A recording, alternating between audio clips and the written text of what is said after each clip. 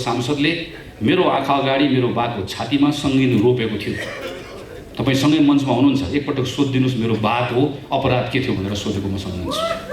त्यस्ता थुप्रै साथीहरू यो नेपाली कांग्रेस पार्टीको एउटा सदस्य हुने कुरामा मलाई गौरव छ। म पार्टीको महामन्त्री हुन्छु हुन्न मलाई थाहा छैन। कांग्रेसले कसले के गरेर छोडिदिन्छ र कांग्रेसले भन्छ कसले के गरेर छोडिदिनु, हामी छौँ। कांग्रेस छ, यसलाई विश्वास गर्नुहोस्। यो देखिने कांग्रेस हो, यो सुनिने कांग्रेस हो। यो कांग्रेसलाई भरोसा गर्नुहोस्। नेपाली कांग्रेसले अधिवेशनमा आफैसँग प्रश्न गर्नुपर्छ, चुनाव जित्नुपर्छ होइन, हामीले गर्ने प्रश्न चुनाव किन जित्नुपर्छ, चुनाव हामी किन जित्ने, हामीले चुनाव जितेनौँ भने के हुन्छ। बिपी कोइरालामाथि हामी कांग्रेसले पटक पटक अन्याय गरेका छौँ, खास गरिकन हाम्रो पुस्ताको कांग्रेस।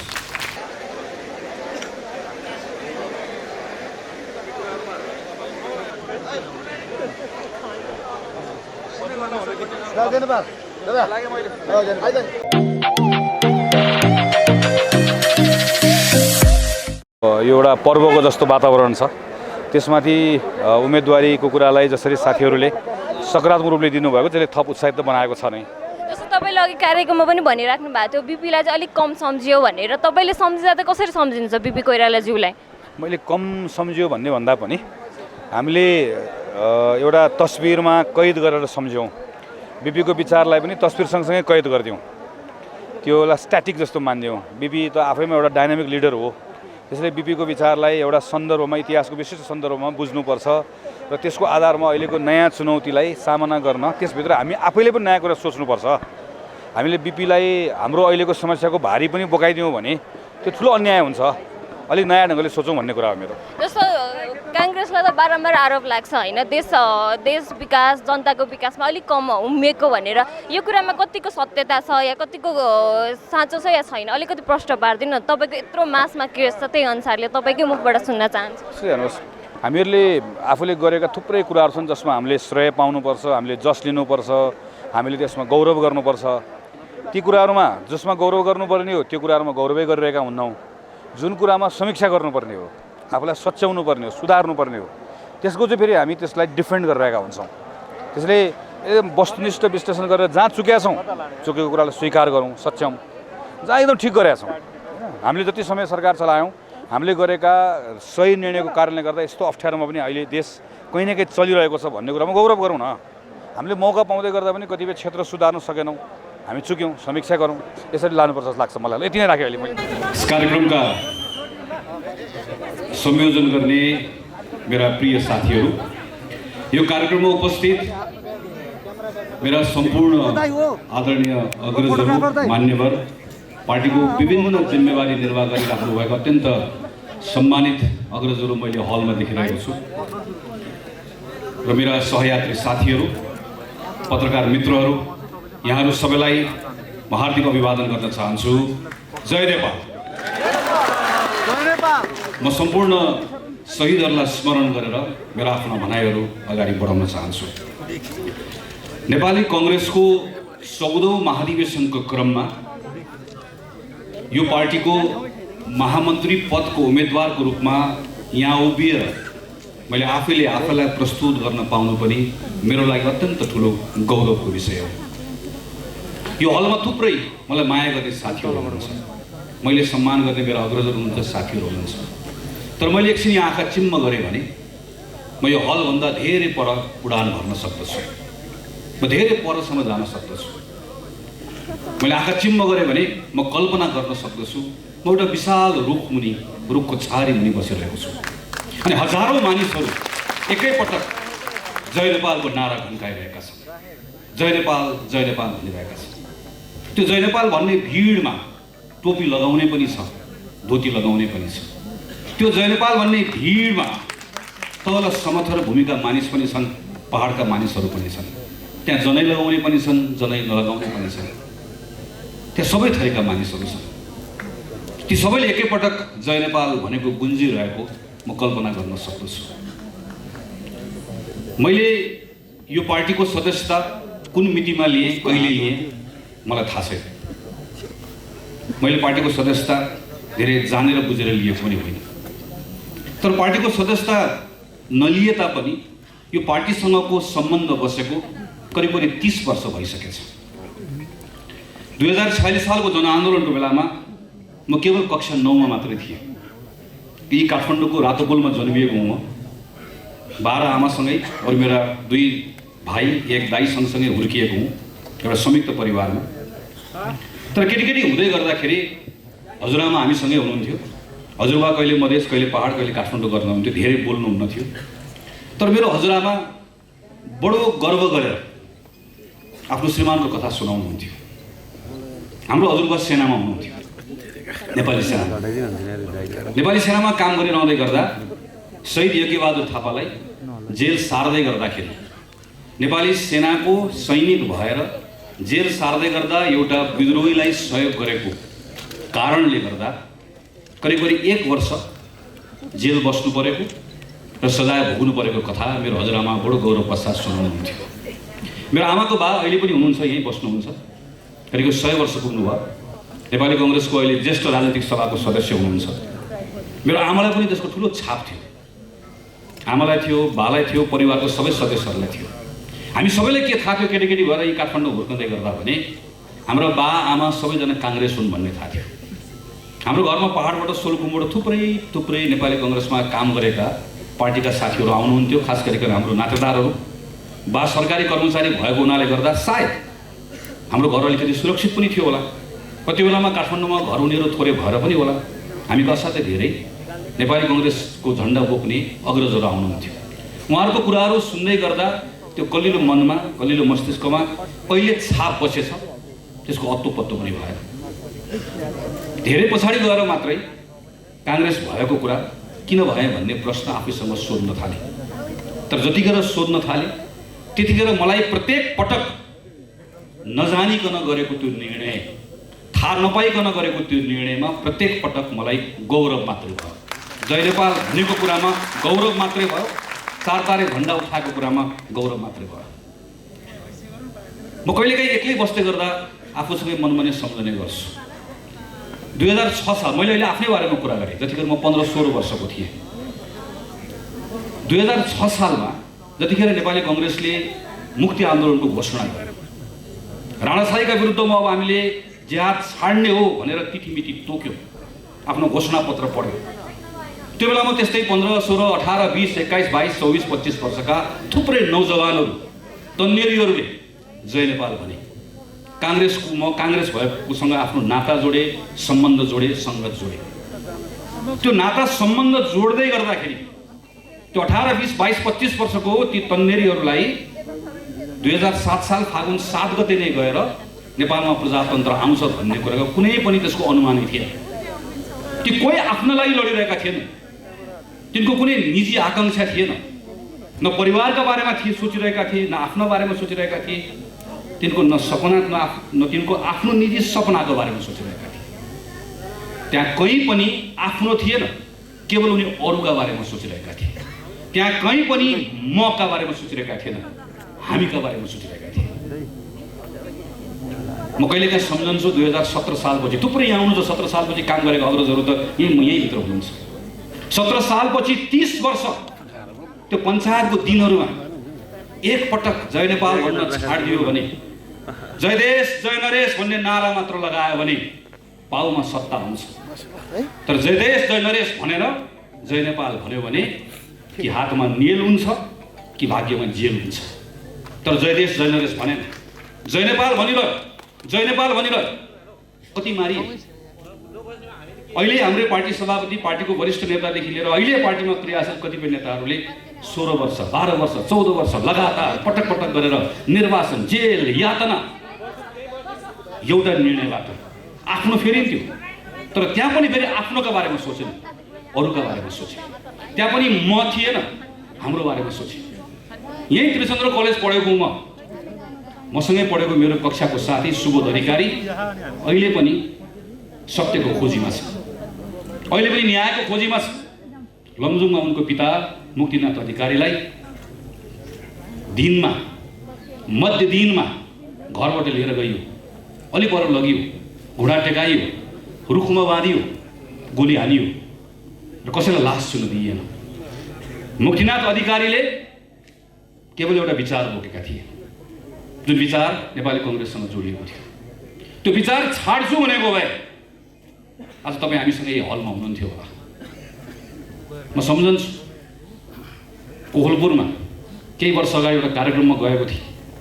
कार्यक्रममा जाँदै गर्दा नेपाल विद्यार्थीको कार्यक्रममा एउटा आमालाई सम्मान गरियो। आमाको आँसु पनि थिएन, आँसु धेरै पहिला सकिसकेको थियो। साथीहरूले बताए 58-59 सालमा माओवादीहरूले घरमा आएर उनको छोरा चोकबहादुरलाई मारे मात्र होइन, आमालाई बोलाएर भने तिम्रो छोरा मारेको तिमीले हेर्नुपर्छ भनेर आमाको अगाडि मारे। त्यो आमालाई हामीले सम्मान गर्यौँ। मेरो साथी दिपक हमाल गोर्खाको मसँगै पढेको, म यहाँ भ्रिकुटी मण्डपमा एउटा कार्यक्रममा अन्तर्वार्ता दिँदै गर्दा उसले चिट लेखेर मलाई पठायो र उसले मलाई भन्यो मञ्चमा तपाईँसँगै बस्नुभएको सांसदले मेरो आँखा अगाडि मेरो बाको छातीमा सङ्गीन रोपेको थियो। तपाईँ सँगै मञ्चमा हुनुहुन्छ, एकपटक सोधिदिनुहोस् मेरो बाको अपराध के थियो भनेर सोधेको म सम्झन्छु। त्यस्ता थुप्रै साथीहरू हाम्रो बिचमा हुनुहुन्छ कि कोही कसैले पनि चाहे 2006 सालमा होस्, चाहे त्यो 30 वर्ष होस्, चाहे अहिले पछाडि होस्, कसैले पनि आफ्नो बारेमा सोचेको होइन, अरूको बारेमा सोचेको, मको बारेमा सोचेको होइन, हामीको बारेमा सोचेको। त्यसैले आज हामीले काङ्ग्रेसमा भनिरहेका छौँ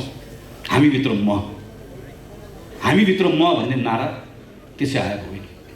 यो नेपाली कङ्ग्रेस पार्टीको एउटा सदस्य हुने कुरामा मलाई गौरव छ। म पार्टीको महामन्त्री हुन्छु हुन्न मलाई थाहा छैन। यो पार्टीको मेरो राजनीतिक यात्रा पदीय जिम्मेवारीको हिसाबले कहाँ गएर टुङ्गिन्छ त्यो पनि मलाई थाहा छैन। जहाँ गएर टुङ्गियोस् यति मलाई थाहा छ। अर्को 10-15 वर्ष यो पार्टीको सदस्य भएर क्रियाशील सदस्य भएर काम गर्छु। 10-15 वर्ष बसेर काम गरेर नेपाली कङ्ग्रेसको राजनीतिक यात्रालाई विश्राम दिँदै गर्दा मेरा दुईटा छोरीहरू जो सानसाना छन् अहिले, ती 20-21 वर्षको भएका हुनेछन्। तिनीहरूलाई लिएर म काठमाडौँको सडकमा घुम्दै गर्दा वा नेपालको कुनै कुना कन्दरमा जाँदै गर्दा यति मात्र भए पुग्छ, परबाट कसैले देख्दै गर्दा बडो मायाले एकपटक जय नेपाल भनेर भन्दै पुग्छ। मायाले त्यति भन्दै पुग्छ। अनि कुनै एउटा नेपाली नागरिकले यति भन्दै पुग्छ। त्यहाँ भूतपूर्व के झुन्डिन्छ? भूतपूर्व मन्त्री, भूतपूर्व प्रधानमन्त्री, भूतपूर्व सांसद, भूतपूर्व महामन्त्री केही चाहिँदैन। त्यतिखेर त्यो भूतपूर्वको अर्थ हुँदैन। त्यो बेलामा त्यहाँ माया हुन्छ कि हुँदैन, त्यहाँ सम्मान हुन्छ कि हुँदैन। अनि मलाई माया र सम्मान गर्दै गर्दा यति मेरो छोरीहरूलाई लागोस्, त्यति मात्र लागोस् मेरो छोरीहरूलाई कि मेरो बा जुन पार्टीमा बसेर काम गरे, उसले आफ्नो समयको बेलामा जुन काम गर्यो त्यो कामले कहीँ न कहीँ हामीलाई टेक्ने आधार एउटा बनाइदियो भन्ने त्यति भएदेखि म आफ्नो राजनीतिक जीवन सार्थक भएको ठान्छु। र त्यो यात्रामा हामी सबैको सहयात्रा सँगसँगै हुन्छ भन्ने कुराको विश्वास पनि गर्दछु। यही पृष्ठभूमिमा आज म तपाईँहरूको अगाडि नेपाली कङ्ग्रेस पार्टीको यो गौरवशाली पार्टीको महामन्त्रीको उम्मेदवारको रूपमा प्रस्तुत भएको छु। मैले भर्खर भने म महामन्त्री हुन्छु हुन्न मलाई थाहा छैन। मेरो लागि त्योभन्दा महत्त्वपूर्ण कुरा यो पार्टीमा क्रियाशील भएर यो पार्टीको मार्फतबाट जनताको जीवनमा के बदलाव ल्याउने कुरा महत्त्वपूर्ण कुरा हो। त्यो कुरामा अझै बढी गर्न सक्छु कि भनेर आज म महामन्त्रीको उम्मेदवारको रूपमा प्रस्तुत भएको छु। मेरो लागि पार्टी मेरो आस्था, मेरो आदर्श, मेरो कुनै शर्तको सम्बन्ध छैन मसँग। तपाईँ हामी सबैको निशर्त सम्बन्ध छ। हामी यो उज्यालो भएको, यो सफा भएको, यो पवित्र भएको, अझै बढेको मात्र हेर्न चाहन्छौँ। तर यो भनिरहँदै गर्दा यही पार्टीभित्र बसेर अझ बढी योगदान पुर्याउन सकिन्छ कि भन्ने विश्वास गर्दछु। किनभने पार्टी सँगसँगै के पनि भने पार्टी माध्यम पनि हो। एउटा पार्टीको उद्देश्य हुन्छ। हामीले हाम्रो पार्टीको उद्देश्यमा सदस्यता लिँदै गर्दा भनेका छौँ राष्ट्रियता, लोकतन्त्र, समाजवादको आदर्श एवं सिद्धान्त अनुरूप बहुलवादमा आधारित सङ्घीय लोकतान्त्रिक गणतन्त्रात्मक व्यवस्थाको माध्यमबाट हामी आर्थिक सामाजिक परिवर्तन गर्न चाहन्छौँ, न्यायपूर्ण गतिशील समाज निर्माण गर्न चाहन्छौँ भन्ने कुरा सङ्कल्प गरेर शपथ खाएर हामीले काङ्ग्रेसको सदस्यता लिएको। अर्थात् हामी काङ्ग्रेसको सदस्य किन भयो? हामी बदल्न चाहन्छौँ। के बदल्न चाहन्छौँ? जनताको अवस्था बदल्न चाहन्छौँ। हामी जनताको जीवनको स्तर बदल्न चाहन्छौँ।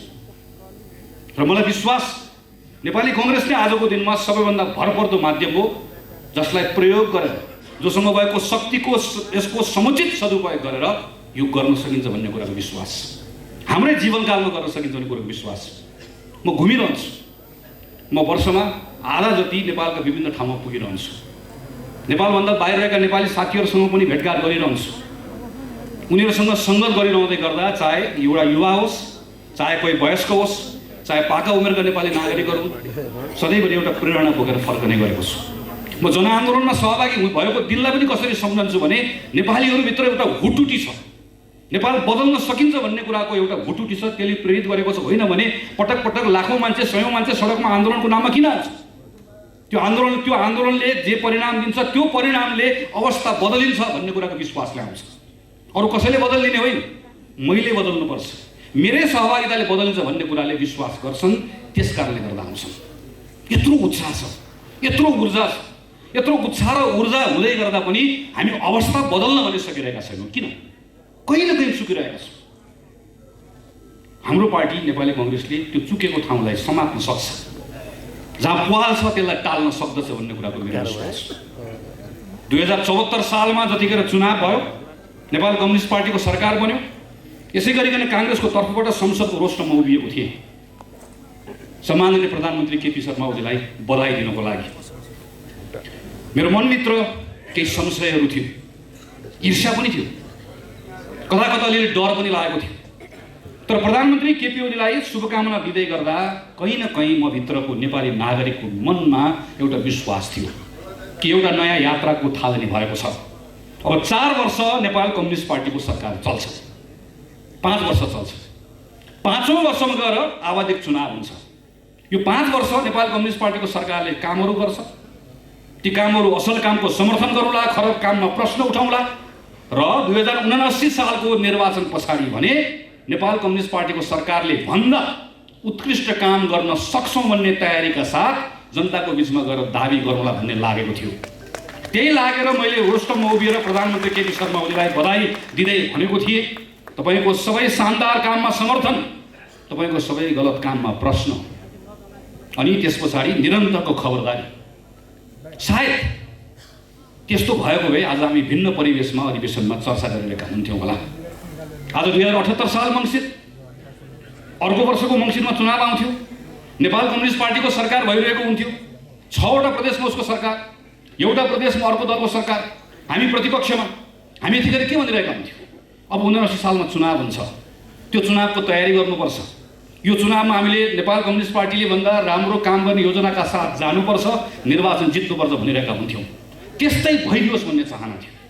आज हाम्रो पार्टीको नेता प्रधानमन्त्री शेरबहादुर देउवा हुनुहुन्छ, तर हामी चाहन्थ्यौँ, प्रधानमन्त्री शेरबहादुर देउवा पनि चाहनुहुन्थ्यो कि नेपालमा यतिखेर नेपाल कम्युनिस्ट पार्टीकै सरकार रहेर स्थिर सरकारका साथमा यो अवधिको सदुपयोग भएर हामी प्रतिपक्षीय भूमिका निर्वाह गरेर 5 वर्षपछिको आवधिक निर्वाचनमा सरकारको परिवर्तन गर्ने एउटा सङ्कल्पका साथ आउने अवस्था बनोस् भन्ने कुरा हामी सबै चाहन्थ्यौँ।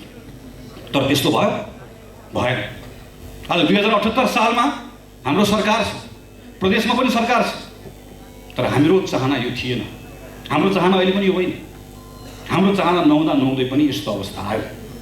नेपाल कम्युनिस्ट पार्टी, त्यो पार्टीको नेता प्रधानमन्त्री ओलीको अहङ्कारको कारणले, अयोग्यताको कारणले गर्दा हामी सिङ्गो नेपाल र हामी सब खास गरिकन एउटा पुस्ताले नै करिब यसको सजाय भोग्नुपर्ने अवस्था बनेको छ।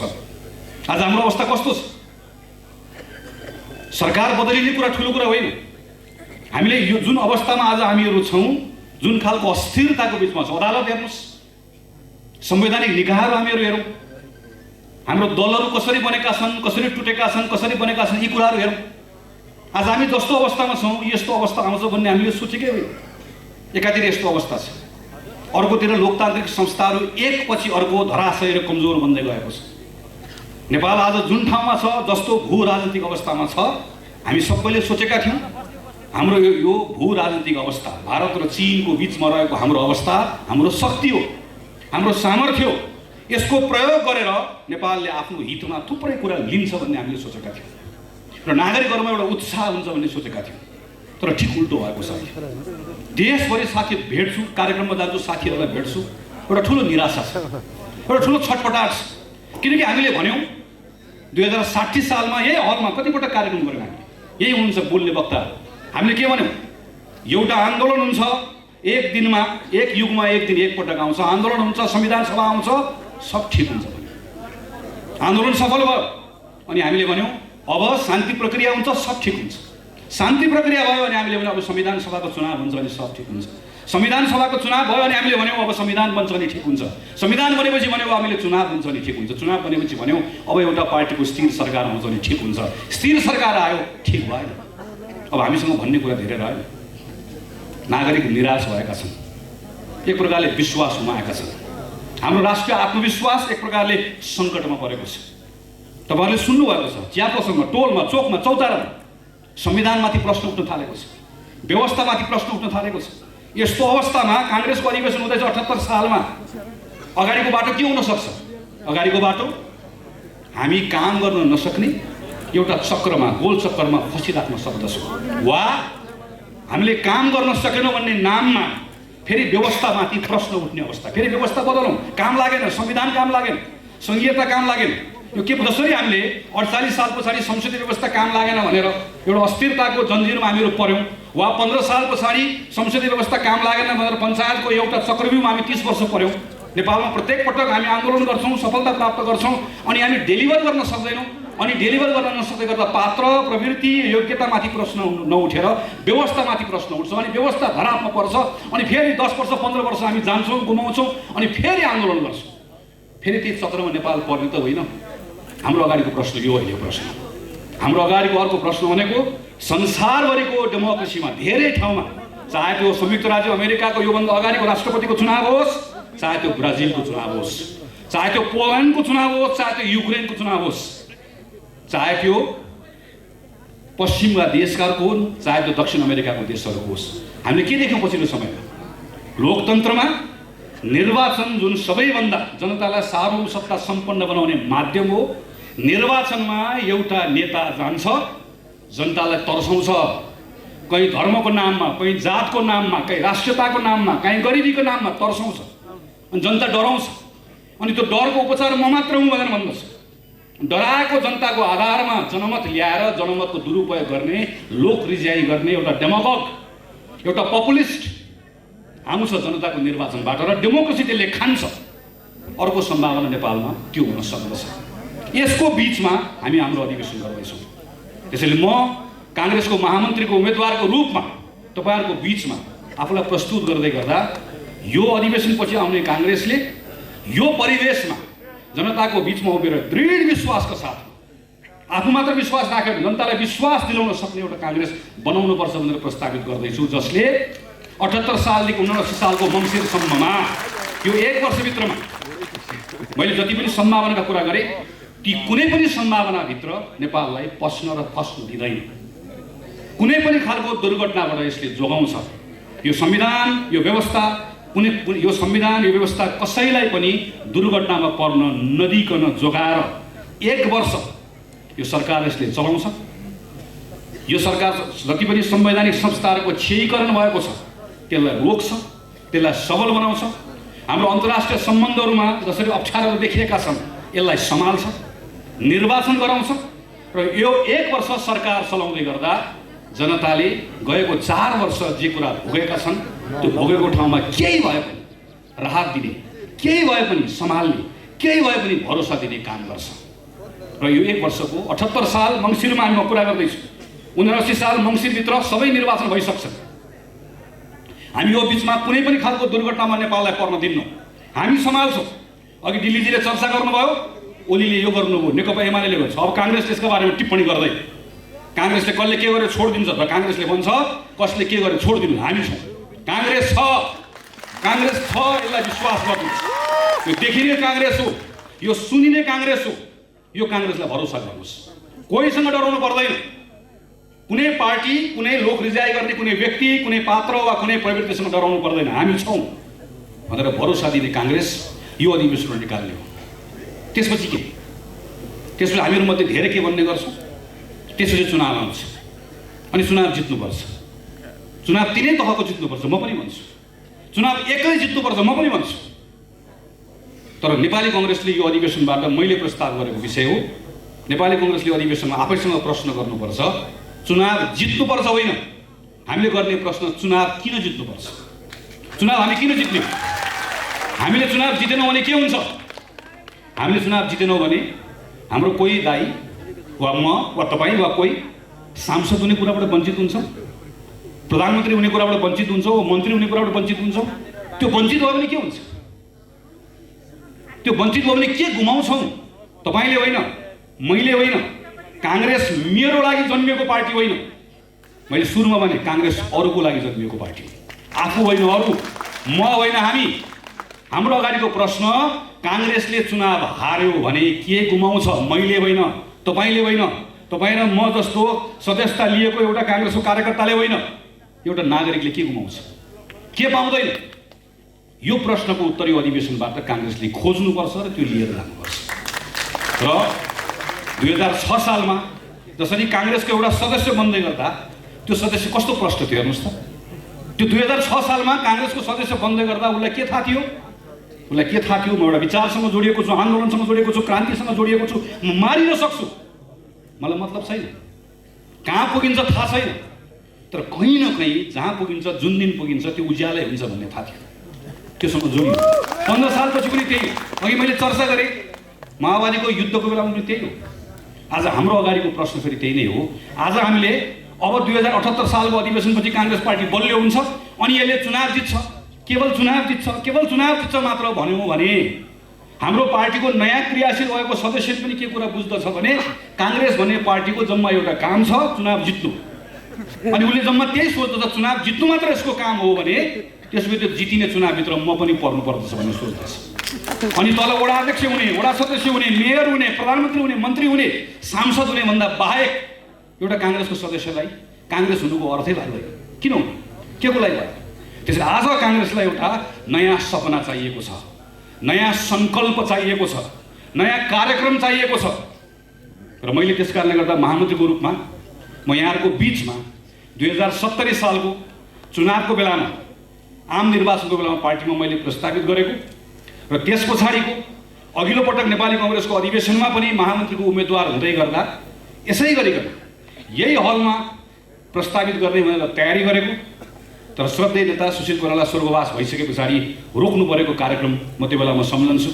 त्यसमा गएको 4-5 वर्षको मेरो आफ्नो अनुभवलाई राखेर थप यसलाई परिमार्जन र परिष्कृत गरेर मैले आफूले अगाडि तयार गरेको समुन्नत नेपाल सम्मानित नेपालीको एउटा कार्यक्रम प्रस्तुत गरेको छु। यो कार्यक्रम महामन्त्रीको रूपमा म नेपाली कङ्ग्रेसमा प्रस्तावित गर्छु, किनकि काङ्ग्रेसको महामन्त्री केवल महामन्त्रीको कुर्सीमा बस्ने मात्र होइन। काङ्ग्रेसको महामन्त्री भनेको काङ्ग्रेसको राजनीतिक लाइन, काङ्ग्रेसको राजनीतिक कार्यदिशाको प्रस्तावक पनि हो। उसले गणगन गर्ने होइन, उसले यो भएन त्यो भएन भन्ने होइन, उसले प्रस्ताव गर्ने हो। यो महामन्त्रीको कुर्सी भनेको कुनै बेला गणेशमान बसेको कुर्सी हो, कुनै बेला सूर्यप्रसाद र कुनै बेला यो महामन्त्रीको कुर्सी भनेको कुनै बेला गिरिजाप्रसाद बसेको कुर्सी पनि हो। यो महामन्त्रीको यो ठाउँबाट त्यो राजनीतिक लाइन प्रस्तावित गर्ने जिम्मा पनि महामन्त्रीको हो। समुन्नत नेपाल सम्मानित नेपालीको कार्यक्रम मैले प्रस्तावित गरेको छु। म यसको बारेमा लामो जान चाहन्छु। मैले यसलाई तयारी गरेको सबै बुकलेट तपाईँहरूलाई म वितरण गर्नेछु पर्सि अधिवेशनको दिनमा, तर छोटकरीमा मात्र यसको बारेमा म चर्चा गर्छु। तपाईँहरू सबैले सुन्नुभएको छ, खास गरिकन एउटा पार्टी एउटा नेताको मुखबाट पटक पटक अबको हाम्रो कार्यक्रम समृद्ध नेपाल सुखी नेपाली। हाम्रो कार्यक्रम समृद्ध नेपाल सुखी नेपाली होइन, समुन्नत नेपाल सम्मानित Nepali. And there is a fundamental difference. आधारभूत फरक छ यो कार्यक्रम। समृद्ध नेपाल के भयो भने समृद्ध हुन्छ नेपाल। नेपालमा एयरपोर्टको सङ्ख्या बढ्यो भने, नेपालमा चुचो रेल 2-3 आयो भने, नेपालमा पानी जहाज दौड्यो भने, नेपालको बाटोहरू फराकिलो भयो भने, धरहराको टुप्पोबाट हेर्न पाइयो भने, अनि भ्यू टावर बन्यो भने नेपाल समृद्ध हुन्छ। मैले कसैमाथि व्यङ्ग्य गरेको होइन, तपाईँले ध्यानपूर्वक सोच्नुहोस्। समृद्ध नेपालको परिकल्पनाकारले बोलेको एकपटक भाषणलाई त्यसभित्रका शब्दमा लयमा नजानुस्, सब्सटेन्समा जानुस्। त्यसले के को खोजी गरेको छ? यो यहाँ मात्र होइन, संसारको थुप्रै ठाउँमा थुप्रै नेताहरूले समृद्धिको सपना देखेका छन्। त्यो समृद्धिभित्र रेल छ, तर रेलमा चढ्ने मान्छेको बारेमा अत्तो पत्तो छैन। त्यो समृद्धिभित्र अग्लो भ्यू टावर छ, त्यो धेरै अग्लो भएकोले तल भुइँका मान्छेहरू देखिँदैन। यो समुन्नत नेपालको सपना हो। समुन्नत नेपाल कुनै गन्तव्य होइन, यो एउटा निरन्तरको प्रयत्न हो, यो एउटा राष्ट्रिय सङ्कल्प हो, निरन्तरको यात्रा। यसको पनि स्केल हुन्छ। आज हामीले समुन्नत नेपालको सङ्कल्प गर्दै गर्दा जब हामी 5 वर्षपछि अर्को अधिवेशनमा यही उभिन्छौँ, नेपाल समुन्नतितर्फ कतिको अगाडि बढ्यो भन्ने कुरा नाप्ने हो। त्यो नाप्ने स्केल हुन्छ। वंशको आधारमा, जातको आधारमा, लिङ्गको आधारमा कसैले पनि प्राप्त गर्ने विशेष अधिकार आजभन्दा भोलिभन्दा पछि घट्दै गयो भने हामी समुन्नतितर्फ लाग्दै गयौँ भनेर हामी भन्दछौँ। कुनै पनि नेपाली कसको घरमा जन्मियो, कसको परिवारमा जन्मियो, कल्पना गर्नुहोस् त, एकपटक आँखा चिम्म गर्नुहोस् त, सम्झनुहोस् त। कसैको पनि आफ्नो परिवारमा आश्रित भएको कुनै एउटा श्रमिक सम्झनुहोस् त, मजदुर सम्झनुहोस् त, र त्यसको परिवारमा आफूलाई जन्मेको कल्पना गर्नुहोस् त। आज त त्यो एकैछिन तपाईँ र मलाई के लाग्छ, आजको दिनमा तपाईँ र म आफ्नो योग्यताको कारणले गर्दा मात्र यहाँ उभिएका छौँ भन्ने लाग्छ। तर उसको परिवारमा एकपटक जन्मिएको, हाम्रो आमाको काखबाट म नजन्मिएर म उसको काखमा, उसको आमाको काखमा जन्मिएको भए आज म कहाँ हुन्थेँ? यो अवस्था जस्ताको तस्तै राखेर सडक चौडा बनाएर त्यो समृद्धि हुँदैन। कसको घरमा जन्मियो, कसको परिवारमा जन्मियो, त्यसको आधारमा भाग्य र भविष्य ठोकेर रहने कुरा बदलियो भने बल्ल त्यो समुन्नतितर्फ गएको हुन्छ। प्रत्येक नेपालीसँग असीमित क्षमता छ। त्यो असीमित क्षमताको प्रयोग गर्नको लागि उसलाई न्यूनतम कुराहरू चाहिएको छ। शिक्षा, स्वास्थ्य, सुरक्षा, न्यूनतम कुरा चाहिएको छ। आजभन्दा भोलि त्यो बढ्दै गयो भने हामी समुन्नतितर्फ बढ्दै गयौँ भनेर भन्छौँ। हाम्रा विभेदका संरचनाहरू, हिंसाका संरचनाहरू घट्दै गयो, कमजोर हुँदै गयो भने हामी समुन्नतितर्फ बढ्दै गयौँ भनेर भन्छौँ। हामी फरक फरक जातिका मानिसहरू छौँ, फरक फरक भाषाका मानिसहरू छौँ। हाम्रो भाषा, जाति, धर्म, संस्कृति सबैमा गौरव गर्न पायौँ। अनि हाम्रो सामूहिकताको भावनाबाट नेपाली भएको कुरामा गौरव गर्दै जाने अवस्था बन्दै गयो भने हामी समुन्नतितर्फ लम्कँदै गयो भनेर भन्छौँ। त्यसैले समुन्नतिको स्केल र समृद्धिको स्केलमा फरक छ। यो स्केलमा नेपाली कांग्रेसले देशलाई अगाडि बढाउने हो।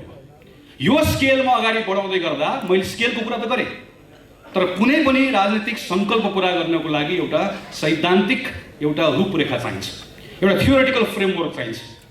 यसको थियोरिटिकल फ्रेमवर्क के हो? मैले प्रस्ताव गरेको छु। यसको थियोरिटिकल फ्रेमवर्क सामाजिक लोकतन्त्रको फ्रेमवर्क हो। म यो बेलामा जननायक बिपी कोइरालालाई सम्झन्छु। नेपाली कांग्रेसको संस्थापक नेता मात्र होइन, नेपालको राजनीतिक आन्दोलनको शिखर पुरुष, नेपालको 2007 सालको क्रान्तिको, त्यसको क्रान्तिको स्रष्टा मात्र होइन। त्यो क्रान्तिको त्यो जुन चेतना नेपाली समाजले त्यहाँबाट अगाडि पायो, त्यो चेतनाको पृष्ठमा कोही थिए भने बिपी कोइराला र बिपी कोइरालासँग काम गर्ने आदरणीय नेताहरू हुनुहुन्थ्यो। तर बिपी कोइरालामाथि हामी काङ्ग्रेसले पटक पटक अन्याय गरेका छौँ, खास गरिकन हाम्रो पुस्ताको काङ्ग्रेस। हामी बिपीको फोटोमा माल्यार्पण गर्छौँ।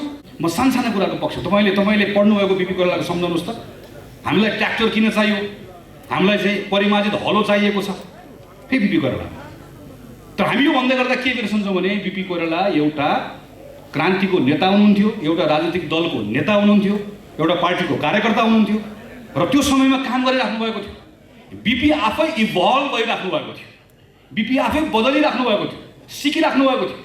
एउटा काङ्ग्रेसले सोच्ने भएको भनेको त 2078 सालमा त्यस्तो डाइनामिक बिपी हुनुभएको भए कसरी सोच्नुहुन्थ्यो होला भनेर पो सोच्ने होला त हामीले त। के अड्केर बस्ने? अनि बिपी कोइरालाको बाटो छोड्यौँ, बिपी कोइरालाको बाटो छोड्यौँ भनेर दिनरात रोएर बस्ने? कि बिपी कोइराला हुनुभएको भए कुन बाटो हिँडाउनुहुन्थ्यो होला भनेर कल्पना गर्ने? बिपी कोइरालाको समाजवादको बाटो छोड्यौँ, बिपी कोइरालाले भनेको बाटो छोड्यौँ। सबैभन्दा बढी हामी कहिले रुन्छौँ? 2049 सालदेखि 2051 साल, 48 सालमा काङ्ग्रेसको सरकार बनेर 2051 सालसम्मको 3 वर्षको अवधिमा हामीले केही गल्ती गरेको, हामी केही कुरामा चुक्यौँ, हाम्रो पार्टीको द्वन्द्वको हामीले व्यवस्थापन गर्न सकेनौँ। तर नेपालको इकोनोमीमा हामीले हेऱ्यौँ भने आज नेपालको अर्थतन्त्र टिकेको छ भने त्यही 3 वर्षमा लिएको आर्थिक नीतिको कारणले गर्दा टिकेको छ। नेपालमा सबैभन्दा बढी उद्योग खोलिएको कहिले? 48 देखि 51 को बिचमा। तर एउटा कम्युनिस्ट पार्टीको कार्यकर्ता मञ्चमा उभिन्छ, के भनिदिन्छ? ल हेर, उद्योग बेचेर आउने काङ्ग्रेस गीत गाइदिन्छ, बाँसबारी पनि बेच्यौ, गोरखकाली पनि बेच्यौ, यो पनि बेच्यौ, त्यो पनि बेच्यौ। अनि काङ्ग्रेस कपाल कमाउन थाल्छ, होला कि होला। अनि राति फर्केर के भन्छ भने काङ्ग्रेस राम्रो हुन्थ्यो, बिपीको बाटो चटक्कै छाड्यो, बेच्दियो, अर्काले भनिदियो पत्या। तर हामी कहिले के हेर्दैनौँ, हामी कहिले के पढ्दैनौँ, वा कहिलेकाहीँ त्यसको गहिराइमा पुग्दैनौँ कि 48 सालमा काङ्ग्रेसले सरकार बनाउँदै गर्दा सरकारले सञ्चालन गरिरहेको उद्योगहरूको वर्षको घाटा मात्रै जम्मा 12 अरब राजस्व उठाउँदै गर्दा 1 अरब रुपियाँ त घाटा मात्रै तिर्नु पर्थ्यो। त्यो बेलामा बिपी हुनुभएको भए त्यसै गरे बिपी मात्र होइन अलिकति पनि सुजुद भएको कोही पनि नेताले त्यही नै गर्थ्यो। त्यो नगर्ने भएको भए नेपाल कम्युनिस्ट पार्टीको 1 महिना सरकार हुँदै गर्दा उसले जुत्ता कारखाना किन खोलेन, उसले चुरोट कारखाना किन खोलेन, उसले कागज कारखाना किन खोलेन? हामी प्रश्न गर्दैन। हामी के भन्छ, उसले हामीलाई गीतमा कवितामा उसले व्यङ्ग्य गर्छ, बेच्यो बेच्यो बेच्यो भन्छ, हामी पत्याउँछौँ, होला होला भन्छौँ। अनि आत्मग्लानीले हामीले त्यसलाई थिच्छ हामीलाई, किनभने हामीलाई एउटा तर्साइदिएको छ कि हामीले बिपीको बाटो छोड्यौँ। हो, थुप्रै कुरामा छाडेका छौँ, थुप्रै कुरामा चुकेका छौँ। कहाँ छाड्यौँ, कहाँ चुक्यौँ, त्यसको समीक्षा गरौँ, खोजौँ त्यसलाई। तर हामीले जहिले पनि एउटा बास्केटमा हालिदिएर हामीले छोड्यौँ, हामी भत्क्यौँ भनेर भन्यो भने हामी कहीँ पनि पुग्दैनौँ। त्यसैले सामाजिक लोकतन्त्रको एउटा थ्योरेटिकल फ्रेमवर्क मैले अगाडि प्रस्तावित गरेको छु। म यसको बारेमा पनि लामो जान चाहन्न, छोटकरीमा मात्रै भन्छु। सामाजिक लोकतन्त्रको राजनीतिक प्रणालीले उदार लोकतन्त्रको आधारभूत कुरालाई समात्छ, तर त्यतिमा मात्र यसले पर्याप्त छ भन्ने मान्दैन। निर्वाचन भएर मात्रै त्यो सिस्टम डेमोक्रेसी हुँदैन। निर्वाचनमा मत हाल्न पाएर मात्रै हुँदैन। प्रत्येक मतको भ्याल्यु भयो भने मात्रै त्यो डेमोक्रेसी हुन्छ। निर्वाचनबाट आएको सरकारसँग असीमित अधिकार हुँदैन। सरकार स्वेच्छाचारी हुँदैन। सबैभन्दा बढी जवाफदेही सरकार हुनुपर्छ। त्यो सरकारसँग जवाफदेहिता पनि हुन्छ र त्यो सरकारले संविधानले दिएको सीमाको कहिले पनि उल्लङ्घन गर्दैन। त्यसले जम्मा एउटा काम गर्छ, संविधानले दिएको नागरिकको स्वतन्त्रतालाई, नागरिकको हक र अधिकारलाई विस्तारित गर्ने काम गर्छ। सामाजिक लोकतन्त्रले समानतालाई मन्त्रको रूपमा मान्दछ, तर समानता भनेको केवल प्रक्रियामा, कानुनमा, नारामा भएर मात्र हुँदैन। परिणाममा समानता चाहिन्छ, सारवान समानता चाहिन्छ। त्यसैले सामाजिक लोकतन्त्रले महिलाको कुरा गर्दै गर्दा, दलितको कुरा गर्दै गर्दा, अल्पसङ्ख्यकको कुरा गर्दै गर्दा, अपाङ्गताको कुरा गर्दै गर्दा केवल दया र सहानुभूति हेर्दैन, उसले उसको हक र अधिकारको आधारमा हेर्दछ, किनकि त्यसबाट मात्रै परिणाममा समानता प्राप्त हुन्छ। सामाजिक लोकतन्त्रले के मान्दछ भने सबैभन्दा बढी शक्ति व्यक्तिसँग छ, नागरिकसँग छ। एउटा व्यक्तिसँग यति असीमित क्षमता छ, त्यो क्षमतालाई मात्र फुकाइदियो भने सरकारले, बजारले, कसैले केही गर्नु पर्दैन। सबैले आफ्नो काम गरे हुन्छ, त्यही व्यक्तिले गर्छ। तर व्यक्तिसँग भएको त्यो असीमित क्षमता जुन छ, उपभोग गर्ने वातावरण बनाउनु पर्दछ। त्यो केवल कागजमा लेखेर मात्रै हुँदैन। स्वतन्त्रताका जति पनि बाधक छ, त्यो बाधक सबलाई त्यसलाई ठिक ठाउँमा ल्याउनु पर्दछ। सामाजिक लोकतन्त्रले के भन्दछ भने शिक्षा, स्वास्थ्य जस्ता विषयहरू मानव अधिकारको विषय हो, न्यायको विषय हो, लोक कल्याणको विषय हो, होइन। त्यो हो, तर त्योभन्दा बढी नागरिकको अधिकारको विषय हो, त्यो हो। तर त्योभन्दा बढी सामाजिक लोकतन्त्रले भन्दछ शिक्षा, स्वास्थ्य, सुरक्षा जस्ता विषयहरू लगानीको विषय हो। किन लगानीको विषय हो? किनकि सबैभन्दा बढी समाजमा सम्पन्नता कसले ल्याउँछ? व्यक्तिले ल्याउँछ। त्यो सम्पन्नता ल्याउने व्यक्ति तपाईँ पनि हो, म पनि हो। अघि मैले भनेको जस्तो अरू फरक झुपडीमा जन्मेको एउटा नागरिक पनि हो। झुपडीमा जन्मेको त्यो नागरिकलाई कल्याण गर्नु पर्दैन, दया गर्नु पर्दैन, सहानुभूति गर्नु पर्दैन। यति सोचे पुग्छ ऊ र म, तपाईँ र म जस्तै स्वतन्त्र हो। संविधानले उसलाई पनि बोल्न दिएको छ, हिँड्न दिएको छ, लेख्न दिएको छ। तर अशिक्षा, गरिबी, स्वास्थ्यमा उसको पहुँच नभएको अवस्था, यो सबै अवस्था उसको स्वतन्त्रताको प्रयोगको बाधक हो। अब हामीले लगानी गरेर त्यो बाधा हटाइदियो भने त्यो नागरिक सबल हुन्छ। त्यो सबल नागरिक आफैले सम्पन्नता सृजना गर्छ। त्यो सम्पन्नताको भोग तपाईँ र ममा जस्तै उसमा पनि हुन्छ। त्यो प्रत्येक नागरिकसँग त्यो क्षमता छ। त्यो क्षमताको प्रयोग गर्ने अवस्था हामीले बनाउनु पर्दछ। सामाजिक लोकतन्त्रले समाजभित्र यसरी गर्ने लगानीको माध्यमबाट सबैलाई सम्बोधन गर्दै न्यायपूर्ण अवस्था निर्माण गर्छ, जसको आधारमा समाजमा दीर्घकालीन शान्ति, स्थायित्वको अवस्था रहन्छ। सामाजिक लोकतन्त्रभित्र सबै जात, जाति, भाषा, भाषी, धर्मका सबै नेपाली आफ्नो भाषा, धर्म सबैको अभ्यास गर्न पाउँदछन्। सनातनदेखि चलिआएको हाम्रो धर्म परम्पराको रक्षा गर्दै, तर सँगसँगैमा व्यक्तिका सबै स्वतन्त्रताको पनि सम्मान गर्दै सबले समान ढङ्गले गौरवको अनुभूति गर्न पाउने अवस्थाको सृजना हुन्छ। यो सामाजिक लोकतन्त्रको सैद्धान्तिक रूपरेखा मैले 15वटा बुँदामा यहाँ प्रस्तावित गरेको छु, जसले अघि मैले भनेको सम्पूर्ण नेपाल र सम्मानित नेपालीको हाम्रो लक्ष्यलाई प्राप्त गर्ने अवस्था बनाउँछ। सम्पूर्ण नेपाल र सम्मानित नेपालीको यो लक्ष्य अब 78 सालको अधिवेशन पछाडि नेपाली कङ्ग्रेसको लक्ष्य हो। जसरी 2006 सालमा काङ्ग्रेसको मिसन के थियो, बिपीले सानो पत्रमा लेख्नु, हाम्रो ध्येय नेपालमा जनताको शासन स्थापित गर्ने। 2046 सालमा सर्वोच्च नेता गणेश मानले भन्नुभयो, हाम्रो मिसन पञ्चायतलाई फ्याँक्ने, जनताको शासन पुनर्स्थापित गर्ने।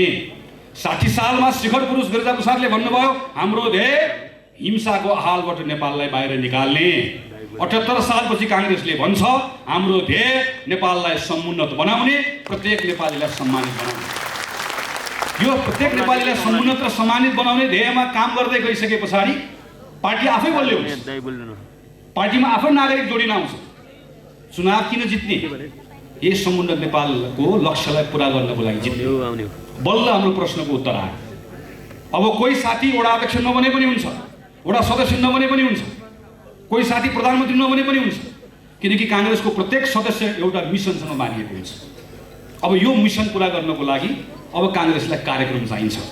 अहिले भर्खर मैले उदाहरण दिएर भने कि शिक्षा एउटा उदाहरण हो। शिक्षामा गरिने कुनै पनि काम न्याय कल्याणको विषय होइन, लगानीको विषय हो। प्रश्न लगानीको विषय त हो, कता जाने कुरा प्रश्न भयो, तर कसरी भन्ने प्रश्नको उत्तर पनि 78 सालपछिको काङ्ग्रेसले खोज्नुपर्छ। किन? अहिले हेरौँ, 1 कक्षामा भर्ना भएको विद्यार्थी 10 कक्षासम्म पुग्दै गर्दा 2/3 हाम्रो केटाकेटीले विद्यालय छोडिसकेका हुन्छन्। 1 कक्षाको विद्यार्थी पास हुँदै 2, 3, 4, 5, 6, 7, 8मा पुग्छ। अनि 8मा पुगेर जब उसले कक्षामा हुन्छ, पढ्छ, उसले पढ्छ, तर उसले सिक्दैन। उसलाई गणित सोध्यो, गणित आउँदैन, विज्ञान सोध्यो, विज्ञान आउँदैन, नेपाली सोध्यो, नेपाली आउँदैन। हाम्रो तथ्याङ्कले त्यही भन्छ। हामी अरबौँ रुपियाँ खर्च गर्छौँ, तर परिणाम आउँदैन। नेपाली कङ्ग्रेसले नारामा त भन्यो, शिक्षामा गरिने सबै खर्च लगानी हो भन्यो, तर कसरी गर्ने, कार्यक्रम चाहिँ के हो, कसरी बदल्ने हाम्रो विद्यालय, के बदल्ने हो? शिक्षक बदल्ने हो कि पढाउने तरिका बदल्ने हो कि हामीले गर्ने खर्च बदल्ने हो कि? यो सबैको बारेमा काङ्ग्रेससँग सोच भएन भने, तयारी भएन भने कता जाने भन्ने चाहिँ थाहा भयो, दिशा थाहा भयो, तर कसरी जाने भन्ने थाहा भयो। कसरी जाने भन्ने कुराको तयारीका साथमा एउटा राजनीतिक दल बस्नुपर्छ। यो काङ्ग्रेस बस्छ।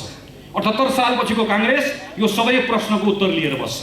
78 सालपछिको काङ्ग्रेसले केवल, अब अधिवेशनपछिको काङ्ग्रेसले केवल नारा मात्र लगाउने होइन, कुनै पनि नेपाली खल्तीमा पैसा नभएको कारणले गर्दा स्वास्थ्यको अधिकारबाट वञ्चित हुँदैन भन्ने नारा लगाउने काङ्ग्रेसले कसरी भन्ने प्रश्नको उत्तर पनि बोकेर बस्छ।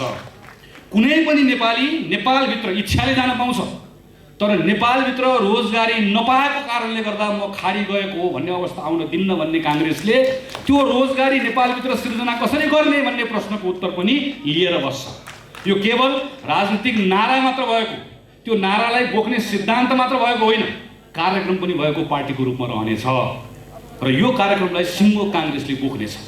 अनि एउटा काङ्ग्रेसको एउटा सदस्यले भन्ने छ, मेरो उपस्थिति, मेरो काङ्ग्रेससँगको साइनो यही नारा पुरा गर्नको लागि हो, यही मिसन पुरा गर्नको लागि। सिङ्गो पार्टी पङ्क्तिले त्यो मिसनलाई बोक्नेछ, यो पार्टीको आत्मा हुनेछ। अब यो पार्टीको आत्मालाई चलाउनका निम्ति हाम्रो शरीर, हाम्रो काङ्ग्रेसको सङ्गठन, यसलाई पनि हामीले यसभित्र पनि एउटा नयाँ जागरण ल्याउनु पर्ने छ।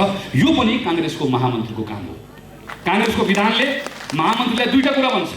एउटा, यसको राजनीतिक लाइन के हो तिमी प्रस्ताव गर भन्छ। अर्को, त्यो राजनीतिक लाइनलाई बोक्ने तिम्रो सङ्गठन चलाउने तरिका के हो त्यो तिमी नेतृत्व गर भन्छ। मैले महामन्त्रीको रूपमा यो राजनीतिक लाइन प्रस्ताव गर्दै गर्दा यो राजनीतिक लाइनलाई बोकेर हिँड्ने काङ्ग्रेसको सङ्गठन कस्तो हो भन्ने कुरालाई पनि सँगसँगै राख्नुपर्ने हुन्छ। म अत्यन्त संक्षिप्तको मात्र यसको बारेमा चर्चा गर्छु। सिङ्गो पार्टी पङ्क्तिले यो मिसनलाई बोक्छ। अब काङ्ग्रेस पार्टी, म अर्को कुनै पार्टीको नाम लिन्न, तर कुनै अर्को अमुक पार्टी जस्तो भन्दा फरक के हो भने पार्टी भनेको राज्यमा गएर राज्यको शक्ति र स्रोतको साधनको दोहन गर्ने दोहनकारी एजेन्सी होइन। पार्टीको कार्यकर्ता हुनु भनेको कहीँ कतै गएर कुनै, अहिले मैले भने कुनै लाभको पद लिएर, कुनै राजकीय जिम्मेवारी लिएर मात्रै त्यसको आधारमा मात्रै शक्तिको अभ्यास गर्ने कुरा होइन। पार्टी दोहनकारी संस्था होइन। पार्टी एउटा मिसनसँग बाँधिएको छ। कहिले सरकारमा होला, कहिले बाहिर होला, कोही साथी वडाको सरकारमा होला, कोही साथी बाहिर होला, तर त्यो मिसनतर्फ हाम्रो आफ्नो कामहरू गर्ने हो भनेर सिङ्गो नेपाली काङ्ग्रेसको सदस्यको रिओरिएन्टेसन, पुनर्अभिमुखीकरण यो काङ्ग्रेसले 78 सालपछिको अभियान यो अहिलेको हाम्रो अधिवेशनपछि गर्नेछ। नेपाली कङ्ग्रेससँग 9 लाखभन्दा बढी क्रियाशील सदस्यहरूले हामीहरू छौँ। 9 लाखभन्दा बढी। हेर्नुहोस् त, पर्सिको महाधिवेशनमा, भोलिको अधिवेशनमा लाखौँ मान्छे जम्मा हुँदैछौँ यहाँ भ्रिकुटी मण्डल। अस्ति वडाको अधिवेशन केही प्राविधिक कारणले फरक दिनमा भयो, तर नेपाली कङ्ग्रेसले आज देशभरिको 6000 भन्दा बढीको वडाको अधिवेशन भनेर एउटा सूचना काङ्ग्रेसको कार्यालयमा मुख्य सचिवले टालेको दिन देशभरिको 6000 भन्दा बढी वडामा 9 लाख भन्दा बढी क्रियाशील सदस्यहरू एकैचोटि बिहानमा घरबाट निस्कन्छन्। शनिबार पनि चाहिँदैन, बिदा पनि चाहिँदैन, सप्त छोडेर निस्कन्छन्, झरी परे पनि निस्कन्छन्, घाम लागे पनि निस्कन्छन्, जाडो पनि निस्कन्छन्, जान्छन् बुथमा, त्यहाँ जान्छन्, पार्टीको अधिवेशनमा सहभागी हुन्छन्, मत हाल्छन्, नेतृत्व छान्छन्, कार्यक्रममा सहभागी हुन्छ। एउटा सूचनाको भरमा 10 लाख मान्छे केवल निस्कन्छ। यो शक्ति होइन। अनि यो शक्तिको प्रयोग केको लागि गर्ने? केवल चुनाव जित्नको लागि मात्रै गर्ने? पार्टी भनेको केवल चुनाव जित्नको लागि, तपाईँ पार्टीको हामी कार्यकर्ताहरू भनेको केवल त चुनावसँग मात्र जोडिएका चाहिँ होइन।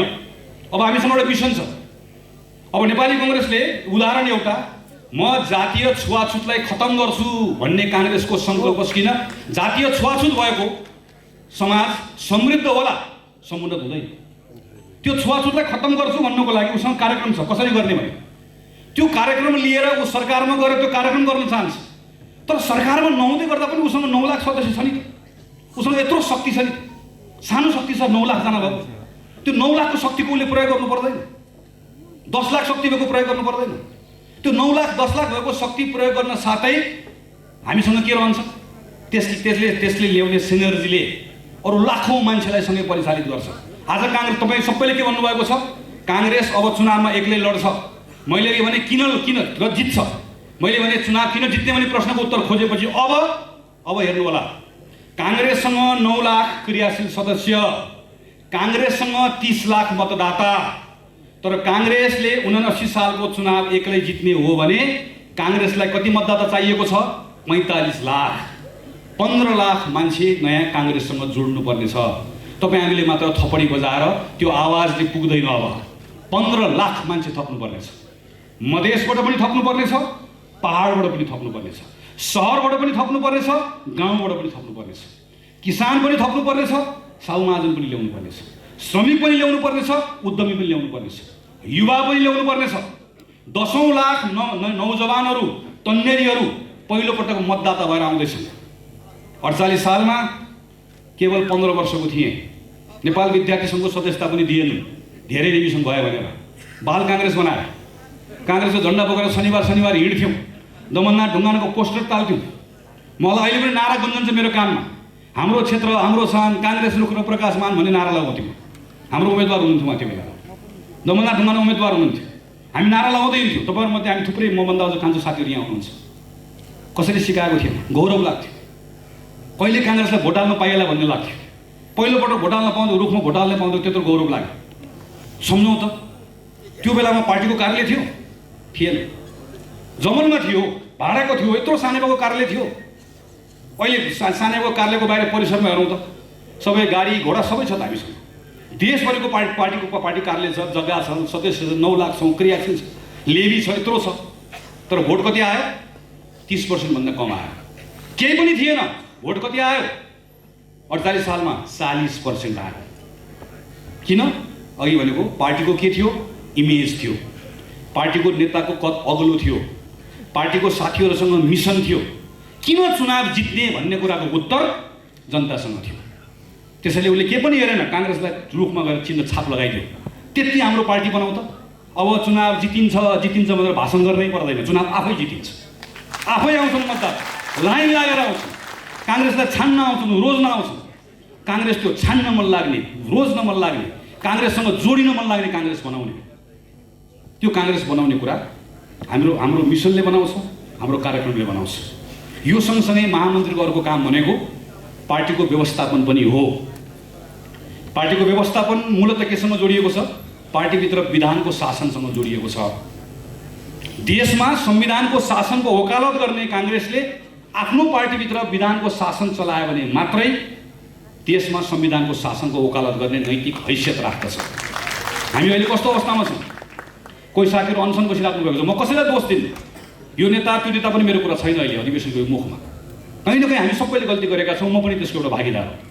कहीँ न कहीँ पार्टी सञ्चालनमा हाम्रो कमजोरी भएको छ। किन? हामीले पार्टीलाई विधान सङ्गत ढङ्गले चलाएनौँ। यो कस्तो पार्टी हो जुन पार्टीमा पार्टीको सदस्य बन्छु भन्दै गर्दा रुनुपर्छ? अरे बाबु, पार्टीको सदस्य बन्दै गर्दा थप्पडी बजाएर बोलाउनु पर्ने होइन र?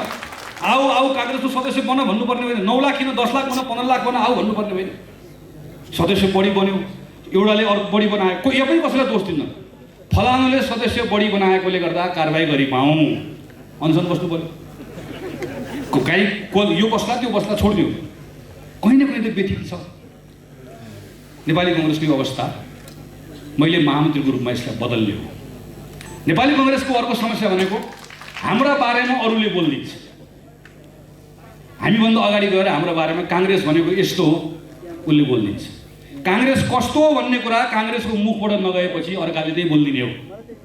मैले अघि एउटा उद्योगको 48 सालपछि उदाहरण दिएर भने, एउटा मात्र उदाहरण हो, हजारौँ उदाहरण छ। यो विचित्रको देश होइन जहाँ चाहिँ 60% को हाराहारीमा मतदाताले नेपालमा कम्युनिस्ट पार्टीलाई मत हाले, करिब करिब 50% को हाराहारी। नेपाल कम्युनिस्ट पार्टीको एकल सरकार चल्यो। त्यो नेपाल कम्युनिस्ट पार्टीको सरकारले आफै संसद भङ्ग गर्यो, आफै तोडफोड गर्यो। अब अहिले आफ्नो अहङ्कारले गर्दा त्यो संसद चल्नै दिन्न भनेर कसम खाएर बसेको छ। विद्या नष्ट सरकार चल्न दिन्न भनेर कसम खाएर बसेको। अनि उसैले दिनमा 5 ठाउँ गएर के भनेर भाषण गर्छ भने यो संसद चल्दै चलेन, काङ्ग्रेसले चलाउन सकेन भनेर भन्छ। अनि हामी ठाउँ ठाउँमा टेलिभिजनको अन्तर्वार्तामा होइन, खास कुरा के हो भने वास्तवमा निश्चित रूपमा संसद चलाउन खोजेको भन्नुपर्छ। उसले बोलिदिएको कारण, हामीले हाम्रो बारेमा बोल्न नसकेको कारणले गर्दा। अब बोल्न सक्ने काङ्ग्रेस चाहियो, गर्न सक्ने पनि र बोल्न सक्ने पनि, बुझ्ने काङ्ग्रेस पनि चाहियो। बोल्ने भनेको कलाको कुरा मात्र होइन, बोल्ने भनेको विश्वासको कुरा पनि, आत्मविश्वासको कुरा पनि। उभिएको ठाउँ सही छ भने सही ढङ्गले बोल्न पनि सकिन्छ। यो हामीलाई चाहिएको छ। नेपाली कङ्ग्रेस पार्टीसँग मैले पनि भने 9 लाख सदस्य भएको पार्टी आफैमा एउटा ठुलो सामाजिक आन्दोलन पनि। देशमा काङ्ग्रेसभन्दा ठुलो अर्को कुनै पनि, तपाईँले एनजिओ भन्नुहुन्छ, तपाईँले कुनै गैर सरकारी संस्थाको नाम लिनुहोस्। तपाईँ विभिन्न सामाजिक संस्थामा हुनुहुन्छ, कोही रोटरीमा, कोही लायन्समा, कोही जेसिसमा, कोही लियोमा, कोही विभिन्न क्लबहरूमा हुनुहुन्छ। म ती सबै संस्थालाई सम्मान गर्छु, त्यसले आफ्नो ठाउँमा आफ्नो काम गरेको छ। तर कुनै एउटा काङ्ग्रेसको सदस्यलाई म नेपाली कङ्ग्रेसको सदस्य हुँ, काङ्ग्रेसको सदस्य भएकोले म काङ्ग्रेस पार्टीबाट राजनीतिक काम गर्छु, तर सामाजिक काम गर्नको लागि चाहिँ मैले अर्को टोपी लगाउनु पर्छ भन्ने जुन अवस्था छ त्यसबाट बाहिर निकाल्ने हो। किनकि काङ्ग्रेसभन्दा ठुलो अर्को सामाजिक संस्था छैन। अरे बाबा, 9 लाख सदस्य भएको र समाज बदल्छु भन्ने भावनाले समर्पित भएको स्वयंसेवीहरूको संस्थाभन्दा ठुलो अर्को सामाजिक संस्था हुन्छ? हामीभन्दा ठुलो अर्को कुनै सामाजिक आन्दोलन हुनसक्छ? तर यसको शक्तिलाई बुझ्न सक्नु पर्यो, यसको शक्तिलाई प्रयोग गर्न सक्नु पर्यो। नेपाली कङ्ग्रेसभित्रको प्रत्येक एउटा सदस्य यो बिचको अवधिमा अब प्रशिक्षित हुन्छ। काङ्ग्रेसको कार्यक्रमको बारेमा प्रशिक्षित हुन्छ, काङ्ग्रेसको सिद्धान्तको बारेमा प्रशिक्षित हुन्छ र भोलि मौका पर्दै गर्दा कुनै बेलामा वडाको सरकार चलाउनु पऱ्यो पनि, मेयर भएर चलाउनु पऱ्यो पनि, प्रधानमन्त्री भएर चलाउनु पऱ्यो पनि, सरकार चलाउन कुर्सीमा बसेको दिन वडा सदस्य भएर चलाउनु पऱ्यो भने पनि के गर्न आएको हो भन्ने कुरा पहिले जानेर आएको हुन्छ, पहिले बुझेर आएको हुन्छ। त्यो प्रशिक्षित गर्ने काम पनि यो अवधिमा हामीले सँगसँगै गर्नुपर्ने छ। यसरी मैले महामन्त्रीको रूपमा, म बिस्तारै आफ्नो कुरा टुङ्ग्याउँछु, मैले महामन्त्रीको रूपमा 78 सालदेखि, मेरो लामो कुरा छैन, 78 सालदेखि 82 साल, 78 साल मङ्सिरको 27 गते अधिवेशन छ, 30 गते वा 1 गते परिणाम आउला। त्यो परिणामले तपाईँको माया विश्वासले मैले काङ्ग्रेसको महामन्त्री हुने मैले मौका र अवसर पाएँ भने मेरो गन्ती त्यहीबाट सुरु हुन्छ। ठिक 4 वर्षपछि अहिलेको जस्तो 4.5, 5, 5.5 तन्काउ संविधान निर्वाचन आयोग भनेर होइन, ठिक 4 वर्षपछि अधिवेशन हुन्छ। प्रत्येक काङ्ग्रेसको सदस्यले एउटा आन्दोलनसँग त्यो जोडिन्छ, एउटा मिसनसँग जोडिन्छ। के को लागि काङ्ग्रेस, किन काङ्ग्रेस भन्ने कुराको प्रश्न उत्तर हुन्छ। काङ्ग्रेससँग प्रश्न होइन, काङ्ग्रेससँग उत्तर हुन्छ। काङ्ग्रेससँग समस्या होइन, काङ्ग्रेससँग समाधान हुन्छ। त्यो काङ्ग्रेस बनाउने हो। अहिलेको 1 वर्ष यसले सम्हाल्छ, एउटा राजनीतिक कार्यक्रम बोकेर जनताको बिचमा जान्छ र जनतालाई रुख चिन्हमा मत हालौँ लाग्ने काङ्ग्रेस बनाउँछ। शानदार ढङ्गले निर्वाचन जितेर आउँछ र अहिलेसम्म कुनै पनि सरकारले गर्न नसकेको डेलिभरी, सुशासन त्यो काङ्ग्रेसले गर्छ। किनकि ऊ प्रष्ट हुन्छ मेरो लक्ष्य समुन्नत नेपाल हो भनेर, ऊ प्रष्ट हुन्छ किनकि उसँग पहिले कार्यक्रम तयार भएको हुन्छ, ऊ प्रष्ट हुन्छ किनकि त्यो सरकारको कार्यक्रम बोकेर बस्ने कुनै पनि साथी व्यक्तिको लागि, मेरो लागि होइन, अरूको लागि मलाई होइन हामीको लागि भनेर त्यहाँ गएको हुन्छ, इमान्दार भएर काम गर्छ। 4 वर्ष यो चक्रमौली सरकार चलाउँछ। 82 सालसम्मको हाम्रो अवधि सकिन्छ। मेरो परीक्षा तपाईँले मलाई यो परीक्षा उत्तीर्ण गराउनु भयो भने म त्योभन्दा अरू कक्षामा पढ्नको लागि योग्य हुन्छु कि हुन्न भन्ने, परीक्षा उत्तीर्ण भए योग्य भइन्छ, परीक्षा उत्तीर्ण नभए योग्य भइन्। जीवनको सबैभन्दा महत्त्वपूर्ण राजनीतिक परीक्षा त्यहीँबाट सुरु हुन्छ। त्यसैले म एउटा गौरवशाली पार्टीभित्र एउटा ठुलो जिम्मेवारी लिनका निम्ति तपाईँहरूको बिचमा उभिएको छु। गिरिजाप्रसादले लगाएको जुत्तामा खुट्टा हाल्नु, कुनै बेला सुशील कोइरालाले लगाउनु भयो, त्योभन्दा पनि कुनै बेला गणेश मानजीले लगाउनु भएको जुत्ताभित्र खुट्टा हालेर काङ्ग्रेसको कार्यालयभित्र महामन्त्रीको रूपमा छिर्छु भनेर भन्ने कुरा त्यो सानो चुनौतीको कुरा होइन। तर त्यो आँट तपाईँले दिनुभएको आँट हो। योभन्दा अघिल्लो पटक पनि महामन्त्रीको उम्मेदवारको रूपमा प्रत्याशी थिएँ। साथीहरूले भन्नुभयो कुर 5 वर्ष, 4 वर्ष कुर, अझै सिक, अझै सङ्गत गर, अझै पार्टीमा भिज हराएको काम गरेँ। आज 4-5 वर्ष पछाडि तपाईँहरूको बिचमा महामन्त्रीको उम्मेदवारको रूपमा प्रस्तुत छु। मेरो सभापति को हुनुहुन्छ मलाई अहिलेसम्म पनि थाहा छैन। तर यति कुरा भन्छु, म आफ्नो लागि मात्र मत माग्न तपाईँहरूको बिचमा पर्छु उभिन्न। किनकि म जोसँग सभापति, म जसलाई सभापतिको मत हाल्छु, मैले सभापतिको उम्मेदवार उसैलाई मान्दछु। र किन मत हाल्यो भन्ने प्रश्नको उत्तर पनि लिएर तपाईँहरूको बिचमा आउँछु। किनकि एउटा महामन्त्रीले यो राजनीतिक लाइन म अगाडि बढाउँछु, यो साङ्गठनिक लाइन म अगाडि बढाउँछु भनिरहँदै गर्दा के ख्याल गर्नै पर्छ भने पार्टीको मूल नेतृत्व भनेको फेरि पनि सभापति नै हो। जनताले, नागरिकले काङ्ग्रेस भनेर हेर्दै गर्दा हेर्ने मुख्य नेतृत्वलाई नै हो। त्यो मुख्य नेतृत्वलाई हेर्दै गर्दाखेरि ठिक देखिएन भने, पार्टी सफा देखिएन, पवित्र देखिएन, अघि मैले भनेको जस्तो भरोसा गर्न योग्य देखिएन भने एउटा महामन्त्रीले उफ्रिएर कहिलेकाहीँ बिचसम्म मात्र पुग्न सक्छ, माथिको सिलिङ छुने अवस्था नआउन पनि सक्दछ। त्यस कारणले गर्दा त्यो काम गर्न सकिने, पार्टीले देख्ने, सुन्ने, बुझ्ने बनाउँछु भन्दै गर्दा पार्टीको मूल नेतृत्व पनि त्योसँग मिल्ने हुनुपर्दछ भन्ने ठानेर तपाईँहरूको बिचमा यो कुराहरू लिएर आउने नै छु। मैले अगाडि सारेका यी राजनीतिक मेरा आफ्ना प्रस्तावहरू, मेरो साङ्गठनिक प्रस्ताव जसको बारेमा विस्तृत रूपमा मैले मेरो आफ्नो दस्तावेजमा लेखेको छु, तपाईँहरूको बिचमा ल्याउँछु। यो किन तपाईँले पढ्न आवश्यक छ, किन म अनुरोध गर्छु भने पहिलाको काङ्ग्रेसको अधिवेशन कस्तो हुन्थ्यो? आज बस्ने केन्द्रीय समितिको बैठकले 4 वर्षको लागि सबै राजनीतिक कार्यक्रम पास गरेको हुन्थ्यो, साङ्गठनिक कार्यक्रम पास गरेको हुन्थ्यो। जो सभापति जितेर आए पनि, महामन्त्री जितेर आए पनि त्यो कार्यक्रमबाट मानिन्थ्यो। हामीले अहिले अलिकति फरक गरेका छौँ। अब नेता मात्र छानिन्छ। त्यो छानिएको नेता सभापति होस् कि महामन्त्री होस्, त्यसले अबको 3 महिनाभित्रमा फेरि सबैलाई बोलाएर अबको 4 वर्षको कार्यक्रम यो हो भनेर प्रस्ताव गर्नुपर्छ। तपाईँले थाहा पाउनुपर्छ, तपाईँले मत हालेर जिताउने सभापति, महामन्त्री वा अर्को कुनै साथीले त्यो 5 वर्ष, त्यो 4 वर्ष पार्टी चलाउने गर्दा के सोचेको रहेछ भन्ने थाहा पाउनुपर्छ। किनकि हामीले अहिले पहिलाको भन्दा भिन्न ढङ्गले उसको सोचको आधारमा मत दिने भनेर अधिवेशनमा यस्तो बन्दोबस्त गरेका छौँ। त्यसैले मैले महामन्त्रीको मत माग्दै गर्दा म तपाईँको दाइ हुँ, म तपाईँको भाइ हुँ, म तपाईँको साथी हुँ, मैले यो गरेर आएँ भनेर होइन। मैले तपाईँहरूको बिचमा म 4 वर्ष भएँ भने म यो गर्छु भन्ने प्रस्तावको आधारमा लिएर आएको छु। मैले विद्यार्थी सङ्गठनमा बसेर काम गर्ने मौका पाएँ, मैले सांसद भएर काम गर्ने मौका पाएँ, संविधान सभाको सदस्य भएर काम गर्ने मौका पाएँ, छोटो समय मन्त्री भएर काम गर्ने मौका पाएँ, अहिले सांसद भएर काम, कहिले सरकार पक्षको सांसद भएको छु, कहिले प्रतिपक्षको सांसद भएको छु। यति कुरा भन्छु मेरो पार्टीको साथीहरूलाई, चाहे सडकको एउटा विद्यार्थी आन्दोलनको कार्यकर्ता होस्, चाहे प्रतिपक्षी बेन्चको सदस्य होस्, चाहे सरकारको मन्त्री होस्, मैले काङ्ग्रेसको एउटा पनि सदस्यको शिर निहुराउन दिएको छैन। यो केटो, यो साथी, यो भाइ, यो छोरा, यो दाइ काङ्ग्रेस हो भनेर भन्दै गर्दा यस्तो पनि काङ्ग्रेस हुन्छ भनेर भन्ने अवस्था मैले कहिले आउन दिएको छैन। भोलि महामन्त्री तपाईँको हुँदै गर्दा पनि तपाईँले मलाई मत हाले पनि नहाले पनि यति कुरा भन्छु, मैले काङ्ग्रेसको महामन्त्री भएर काम गर्दै गर्दा नेपाली काङ्ग्रेसको महामन्त्री गलत व्यक्तिलाई छानिएछ भनेर एक क्षण पनि तपाईँले सोच्ने अवस्था आउन दिएको छैन। अनि मैले अघि पनि भने फेरि यही कुरा दोहोऱ्याएर म आफ्नो कुरा टुङ्ग्याउँछु। म यही रातोपुलमा जुन घरमा जन्मिएको त्यही घरमा मेरो बाबा आमासँगै बस्छु। मेरो आमाले विद्यालय पढ्न पाउनु भएन, तर मलाई पढाउने कुरामा सबभन्दा ठुलो साथ र सहयोग दिनुभयो। मेरो आमालाई अहिले पनि म राजनीतिक कार्यकर्ता भएको कुरामा बडो खुसी लाग्छ। सुरुमा पहिला त्रिशङ्कर कलेज पढ्दै गर्दा भने मेरो माइलो बिग्रियो भन्नुहुन्थ्यो। त्यो बेला यो केटो काम लाग्दैन कि भन्ने लाग्यो होला।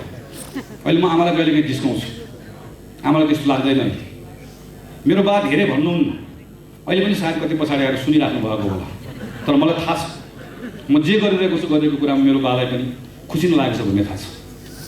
मेरो श्रीमती जो अहिले पेसाले चिकित्सक छ, जसले घरभित्रको सबै अरू बाँकी रहेको व्यवहारहरू सम्हालिएको छ, मेरो राजनीतिक यात्रामा मलाई सम्पूर्ण रूपमा साथ दिएको छ। मेरो दाइ, मेरो भाइ, मेरो परिवार सबैले मलाई साथ दिएको छ। तर यो सबै बिचमा साथ दिँदै गर्दा पनि म केलाई नै हेरिरहेको छु भने मेरो ती हुर्कँदै गरेका दुईटा छोरीहरू, ती छोरीहरू हुर्कँदै गरेर 20-22 वर्षको पुग्दै गर्दा तिनले एउटा काङ्ग्रेसको कार्यकर्ता भएकोमा आफ्नो बाबामाथि गौरव गर्न पाउलान् कि पाउने अवस्था मैले बनाउन सकौँला कि नसकौँला। त्यति मात्र होइन, तिनले सिङ्गो नेपाली काङ्ग्रेसमाथि गौरव गर्ने काङ्ग्रेस बनाउन सकौँला कि नसकौँला र नेपाली नागरिक भएकोमा गौरव गर्ने अवस्था बनाउन सकौँला कि नसकौँला। यति एउटा कुराले उद्वेलित गर्ने हो, त्यही सङ्कल्पका साथ काम गर्ने हो, त्यही सोचका साथ काम गर्ने हो। त्यो काम गर्दै जाँदै गर्दा अगाडि बढ्दै जाउँला, केही वर्ष क्रियाशील भएर काम गरौँला। त्यसपछि अहिलेको नेताहरूले भन्दा अलिकति फरक तन्नेरी साथीहरूलाई काम गर्ने मौका चाँडो दिनुपर्छ भन्ने म ठान्दछु। 10-15 वर्ष पछाडि तपाईँहरूले आएर सम्हाल्नुपर्छ भन्ने ठान्दछु। तपाईँहरूलाई मौका दिँदै जाउँला, तपाईँहरूले थप काङ्ग्रेस चलाउँदै जानु होला। कसैले बाटोमा भेट्दै गर्दा जय नेपाल भन्ला, अन्तिममा पशुपतिनाथको आर्यघाटमा पुग्दै गर्दा काङ्ग्रेसको झन्डा उडाइदिएला, नेपालको झन्डा उडाइदिएला, त्यति भए पुग्छ अरू केही पनि छैन। त्यति सोचेको त्यो ठाउँसम्मको त्यो यात्रामा जाँदै गर्दा काङ्ग्रेसको महामन्त्री भएर यो पार्टीको गौरवशाली परम्परालाई मैले ठेस नपुर्याइकन यसलाई अगाडि बढाउनेछु, यसलाई थप समृद्ध बनाउनेछु भन्ने विश्वास लिएर शपथ खाएर तपाईँहरूको बिचमा उभिएको छु। 27 गते हुने पार्टीको अधिवेशनमा महामन्त्रीको उम्मेदवारको रूपमा तपाईँको बिचमा प्रस्तुत भएको छु। बाँकी रहेको तपाईँहरूको हातमा छ। तपाईँहरूले जिम्मा दिँदै गर्दा तपाईँहरूको विवेकको मतलाई कुनै पनि एउटा मतमाथि पनि अन्याय हुन दिन्न भन्ने सङ्कल्प गर्ने मेरो कुरा टुङ्ग्याउँछु। यो कार्यक्रममा आइदिनु हो, यहाँहरू सबलाई धन्यवाद दिन चाहन्छु। धन्यवाद, नमस्कार, जय नेपाल।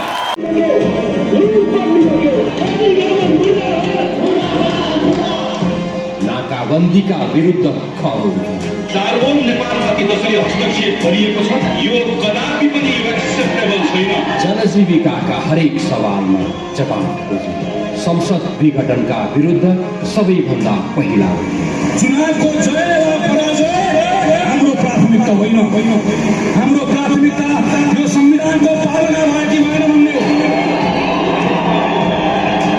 सदन कुनै किन्तु परन्तु केही पनि चल्दैन। No if no but. अब परिणाम चाहिन्छ। निरन्तर सरकारलाई खबरदारी गरे, हरेक विधेयकमा संशोधन वा राय राखे। विधिको शासनको सुशासनको उल्लङ्घन भयो भने मात्र होइन, यहाँ सदनलाई सरकारले हेप्यो भन्ने प्रश्न। योभन्दा पहिलो सदनको समितिले गरेको निर्णय गलत छ भनेर समितिले निष्कर्ष निकालोस्। राम्रा कानुन बनाउन र खराब कानुन रोक्न लागि परे। मन नपरेको कुरा लाग्यो भने सिधा उसलाई 5 वर्ष छुट्न पाइन्छ, 15 लाख जरिवाना गर्न पाइन्छ। यो कानुनको विरुद्धमा हामीहरू चाहिँ घुँडा धसेर पार्लियामेन्टमा लडिरहेका दर्जनौं सार्वजनिक महत्त्वका प्रस्ताव दर्ता गरी पारित गराए। प्रत्येकचोटि बोलेको कुराको हिसाब किताब दिनुपर्छ। यो सदनमा हिसाब किताब माग्नुको इच्छा छ। त्यसैले काङ्ग्रेस त्यहाँ बसेर प्रत्येक कुराको हिसाब किताब खोज्छ। सरकार स्वास्थ्य बिमा लागू गराए। संसदबाट जुन स्वास्थ्य बिमा ऐन पारित भयो, यो नेपालको स्वास्थ्य क्षेत्रमा एउटा ऐतिहासिक उपलब्धि हो। वडामा स्वास्थ्य संस्था खोल्ने अवधारणा ल्याए। तपाईँहरूको प्रत्येकको गाउँपालिका नगरपालिकामा तलदेखि माथिसम्म 4300वटा स्वास्थ्य संस्था, किचिङ अस्पतालदेखि तपाईँको गाउँको वार्डसम्म कस्तो बनाउने, कति बेडको बनाउने, कतिजना चिकित्सक राख्ने भन्ने बारेमा सबै अध्ययन भएर 74 सालदेखि स्वास्थ्य मन्त्रालयमा थुन्केर बसेको छ। मृगौला पीडितलाई डायलाइसिस निःशुल्क गराए। उहाँले चाहिँ निःशुल्क गरेको हुनाले अहिले मेरो श्रीमती बाँचिरहेछन्। स्वास्थ्य मन्त्री बाबन थापाजीले गर्नुभयो। पहिला डायलिसिस कृति गरिदिनु भयो, अहिले अल्ट्रासाउन्ड कृति भयो। उहाँलाई चाहिँ बढी धन्यवाद। नेपालमै उपचार हुने रोगका लागि विदेशमा उपचार गर्न राज्यको रकम नपाउने व्यवस्था। सङ्गठन पार्टीका लागि साङ्गठनिक तथा वैचारिक प्रस्तावहरू पेश गरे। दर्जनौं कार्यक्रम तथा अभियानहरू चलाए। नेतृत्वलाई निरन्तर जिम्मेवार र सक्रिय बनाउन घस्चाइरहे। पार्टीको संगठन किन अस्तव्यस्त भयो भन्दा मैले त गर्नु चाहेको फलानले गर्दा भएन भनेर भन्ने एक्सक्युज। जसरी देशको प्रधानमन्त्रीले पाउँदैन त्यसरी पार्टीको नेताले पनि पाउँदैन। पार्टी अस्तव्यस्त छ। मुख्य निर्णयले अब कसैलाई दोष दिएर तलमाथि गर्न पाइँदैन। गलत निर्णय गर्न लागेका बेला पार्टीलाई खबरदारी गरे। नेपाली काङ्ग्रेसको केन्द्रीय समितिभित्र कुनै पनि हालतमा यो गल्ती नगर। लोकमान सिंह कार्कीलाई अख्तियार दुरुपयोग अनुसन्धान आयोगको प्रमुख आयुक्त नियुक्त नगरौँ। होस र जोस सहितका तपाईँ हाम्रा राजनीतिक आस्थाका ढुकुटी कुनै गगन थापालाई नेपाली कङ्ग्रेसको 14औं महाधिवेशनमा अत्याधिक मतसहित महामन्त्री पदमा विजय गराए। सबै आठे देश सबैलाई जोडेका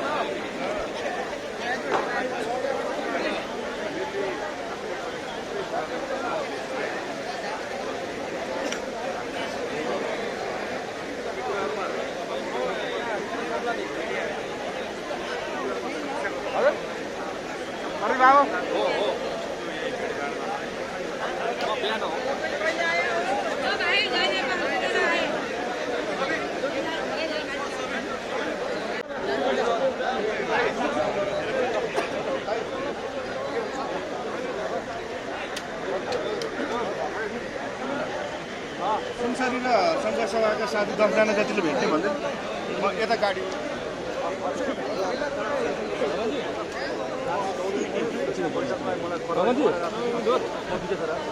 म निस्केँ है त भोलि घर आउँछ ल दाइ शुभकामना चाहिँ फिरोजले फोन गरेर हैरान बना